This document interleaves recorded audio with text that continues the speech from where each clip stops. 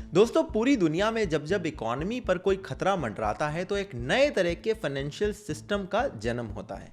पिछले कुछ समय में आप देखिए 2008 की फाइनेंशियल क्राइसिस हो या फिर कोविड क्राइसिस, इकोनॉमी का बंटाधार हो चुका है और इसीलिए लोग नए तरह के फाइनेंशियल सिस्टम की बात करते रहते हैं। इस बारी डिसेंट्रलाइजेशन पर बड़ा जोर है, ब्लॉकचेन जैसी टेक्नोलॉजी को यूज करने पर जोर दिया जा रहा है और इसी से निकल कर आती है क्रिप्टो करेंसीज। इनके इन्वेस्टमेंट को लेकर ना सिर्फ भारत में बल्कि पूरी दुनिया में बहुत इंटरेस्ट निकल कर आया है लोगों की तरफ से। और जब लोगों का इंटरेस्ट किसी चीज़ में निकलता है जिससे डिसेंट्रलाइजेशन की बात हो, यानी कि सरकारी महकमे को दूर रखने की बात हो, तो उसमें डेफिनेट सी बात है कि सरकार का भी इंटरेस्ट होगा। तो इसे रेगुलेट करने की डिमांड भी लगातार अलग अलग कोनों से उठती रही है। आखिर क्यों है इसमें इतना ज़्यादा इंटरेस्ट, क्या है सरकार के कंसर्न्स और कैसे भारत के अंदर एक नया क्रिप्टो बिल इसे रेगुलेट कर सकता है, यही सब जानेंगे आइए इस वीडियो में। इससे पहले हम आगे बढ़ें, हमें यह देखना पड़ेगा कि भारत के अंदर आखिर इंटरेस्ट है तो कितना है। कहा जाता है कि भारत के अंदर इस समय तकरीबन 10 करोड़ इन्वेस्टर्स हैं जो कि क्रिप्टो करेंसीज में इन्वेस्ट करते हैं और उसका total invested amount 10 billion US dollar से भी ज़्यादा है। अच्छा, ये इंटरेस्ट सिर्फ लोगों की तरफ से नहीं है बल्कि सरकारों की तरफ से भी है। अलग अलग सरकारें ब्लॉकचेन का इस्तेमाल करके कई सारे यूज केस को सॉल्व कर रही हैं। मैंने अपने ही कुछ वीडियोस में आपको बताया है। जहां एक तरफ इसमें इतना ज़्यादा इंटरेस्ट है, वहीं दूसरी तरफ इसमें कंसर्न्स भी बड़े सारे हैं। कुछ कंसर्न्स तो मैंने खुद ही वीडियो बनाकर आपको बताए हैं और ऐसे कई सारे कंसर्न्स सरकारों के भी हैं। जहां सरकारें एक तरफ रुपये या डॉलर को डायरेक्टली कंट्रोल कर पाती हैं, क्रिप्टो करेंसीज के लिए उनके पास कोई कंट्रोल नहीं है और सरकारों के पास कोई ऐसा लॉ भी नहीं है जिसके ज़रिए वो इन्हें रेगुलेट ही कर सकें। तो पहला कंसर्न यही है कि एक ऐसी चीज़ जिसे आने वाले फ्यूचर की करेंसी बताया जा रहा है, उस पर सरकार की कोई दखलंदाजी ना हो, यानी कि उस पूरे सिस्टम से सरकार को बाहर रखा जाए। ये किसी भी सरकार के लिए बड़ी अनसेटलिंग सी, बड़ी अनकंफर्टेबल सी पोजीशन होती है, जिस पोजीशन में आज दुनिया की काफ़ी सारी सरकारें अपने आप को खड़ा पाती हैं। दूसरी बात है इलीगल डीलिंग से रिलेटेड। अच्छा, रुपए पैसे की तो ट्रांजैक्शन सरकार ट्रैक कर लेती है, वो तो फटाफट पता चल जाता है कहाँ से कहाँ गया। इसके बैंक अकाउंट को सीज कर दो ताकि इसके पास पैसा ना जाए, क्योंकि उसके कानून बने हुए हैं। तो वहाँ पर लीगल इलीगल भी क्लियरली डिफाइंड है और पता करना भी आसान है। मगर क्रिप्टो में ऐसा नहीं है। सरकार के पास कोई कानून नहीं है और किसी भी इलीगल ट्रांजैक्शन को रोक पाना या उसे ट्रैक कर पाना सरकारों के लिए अभी काफ़ी मुसीबत का सबब बना हुआ है। इसीलिए दुनिया भर की अलग अलग सरकारों के पास ये सिरदर्दी है कि जब लोग क्रिप्टो करेंसी के फॉर्म में लोगों से पैसे वसूली कर रहे हैं तो सरकार उसे कैसे ट्रैक करे या इस चीज को कैसे रोक पाए। सरकार से अलग हटकर अगर आप रिजर्व बैंक को देखें तो उनकी तरफ से भी क्रिप्टो को लेकर कोई फ्रेंडली इन्वायरमेंट नहीं है। ये कहते हैं हमारे मैक्रो इकोनॉमिक कंडीशन और इकोनॉमिक स्टेबिलिटी के लिए क्रिप्टो एक कंसर्न हो सकता है। 2018 में रिजर्व बैंक ने क्रिप्टो को बैन करने की कोशिश करी थी, बाद में 2020 में सुप्रीम कोर्ट ने इसे क्वैश कर दिया था। और दूसरी तरफ reserve bank wants to be a skin in the game, although not directly, but as a response to cryptocurrency, reserve bank अपनी डिजिटल करेंसी लाने की बात करते हैं। वो कहते हैं कि हमारी अपनी एक नेशनल डिजिटल करेंसी होगी और फिर उसके ज़रिए वो जो बाकी क्रिप्टो करेंसीज हैं उसके रिस्पॉन्स को तैयार करेंगे। अब ये कैसे शेप अप होता है, कैसे आगे फ्यूचर में जाके रोल आउट होता है, ये हमें वेट करना पड़ेगा।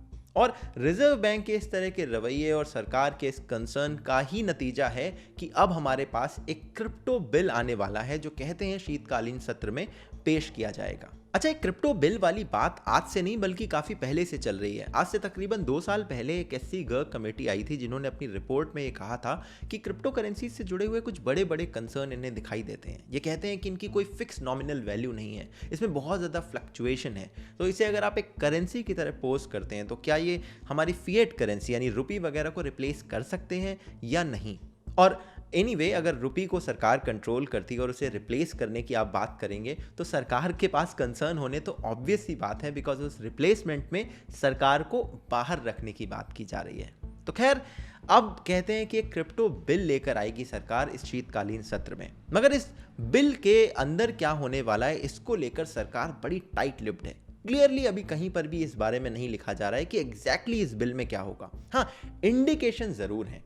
तो हो क्या रहा है ना कि पिछले कुछ समय से लगातार पीएमओ में और बाकी जगह अलग अलग मीटिंग्स होती हैं और उस मीटिंग के अपडेट बाहर निकल कर आते हैं। कभी पीएम की तरफ से कोई स्टेटमेंट आता है, कभी उस मीटिंग में शामिल किसी बॉडी की तरफ से स्टेटमेंट आता है, और इस मीटिंग में कहते हैं अलग अलग इंडस्ट्री स्टेक होल्डर को भी बुलाया जा रहा है, तो उनकी तरफ से भी स्टेटमेंट्स आते हैं। और इन सारे स्टेटमेंट्स में मैंने क्या किया है कि मैंने गवर्नमेंट की तरफ से जो कंसर्न्स दिखाए जा रहे हैं उन पर फोकस करा है। बिकॉज मोस्टली क्या होगा कि सरकार इस बिल के जरिए अपने कंसर्न्स को सॉल्व करने की कोशिश करेगी। तो अगर हम ये देख लें कि सरकार अपने कंसर्न क्या गिना रही है, तो हम ये अच्छा खासा अज्यूम कर सकते हैं कि बिल में इससे रिलेटेड कुछ होने वाला है। सरकार का पहला कंसर्न क्रिप्टो से जुड़े हुए एडवर्टीजमेंट की तरफ से आता है, जहां पर सरकार ये कहती है कि थोड़े से मिसलीडिंग एडवर्टीजमेंट है, जिसमें क्लियरली ये नहीं बताया जाता कि इससे जुड़े हुए रिस्क क्या हो सकते हैं और इससे हमारा यूथ मिसलीड हो सकता है। और अगर आप भारत से बाहर भी देखें तो आप कॉफ़ी ज़िला जैसे चैनल देख सकते हैं, सम ऑर्डिनरी गेमर जैसे चैनल देख सकते हैं। यहाँ पर इन लोगों ने सीरीज़ से ये दिखाया है कि कैसे कुछ इन्फ्लुएंसर्स, कुछ सेलिब्रिटीज़ किसी पर्टिकुलर शिट कॉइन को बहुत प्रमोट करते हैं, उसे पंप करते हैं, और जब उसके प्राइस हाई होते हैं तो अचानक से उसे बेच दिया जाता है और उसके प्राइस गिर जाते हैं। इसे रग पुल कहा जाता है क्रिप्टो की अगर आप ज़बान में देखें, और इससे जो छोटे छोटे इन्वेस्टर्स होते हैं उनका बड़ा घाटा होता है और उनके साथ एक तरह से धोखा होता है। तो ये मिसलीडिंग एडवर्टीजमेंट ना सिर्फ भारत में बल्कि बाहर भी काफ़ी प्रॉब्लमैटिक बन चुका है। तो इससे जुड़ा हुआ कोई ना कोई पर्टिकुलर एस्पेक्ट क्रिप्टो बिल में हो सकता है। दूसरी बात है टैक्स से रिलेटेड। अब crypto currency to the moon की बातें तो खूब चलती हैं, लोग खूब उसमें इन्वेस्ट करते हैं, उनके प्राइसेस बढ़ते हैं, बट सरकार को लगता है कि अगर इतने ज़्यादा प्राइसेस बढ़ रहे हैं तो इसमें थोड़ा सा फ़ायदा हमें भी कमाना चाहिए। अब रेगुलर इन्वेस्टमेंट तो क्या है, उसमें सरकार के पास ऑलरेडी मॉडल फिक्स हैं, सारे इंटरेस्ट रेट फिक्स्ड हैं।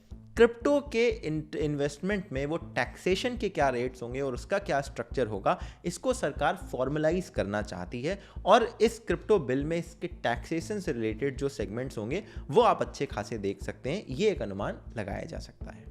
तीसरी बात है, क्रिप्टो का इस्तेमाल मनी लॉन्ड्रिंग और टेरर फंडिंग के लिए जो किया जाता है उसको लेकर सरकार काफ़ी कंसर्न है। खुद प्राइम मिनिस्टर ने इससे रिलेटेड एक स्टेटमेंट दिया था, और इस तरह के स्टेटमेंट ये दिखाते हैं कि सरकार इस बात को लेकर अभी भी असमंजस में पड़ी हुई है कि आखिर क्रिप्टो का इस्तेमाल अगर ऐसे किसी लीगल एक्टिविटी में होता है तो क्या सरकार के पास इनफ टूल्स हैं कि वो उसे कंट्रोल कर सके, और अगर नहीं है तो इस बिल के ज़रिए सरकार कुछ ना कुछ ऐसा ज़रूर करेगी जहाँ पर इस तरह के सेक्शंस वहाँ पर इन्वॉल्व किए जाएंगे।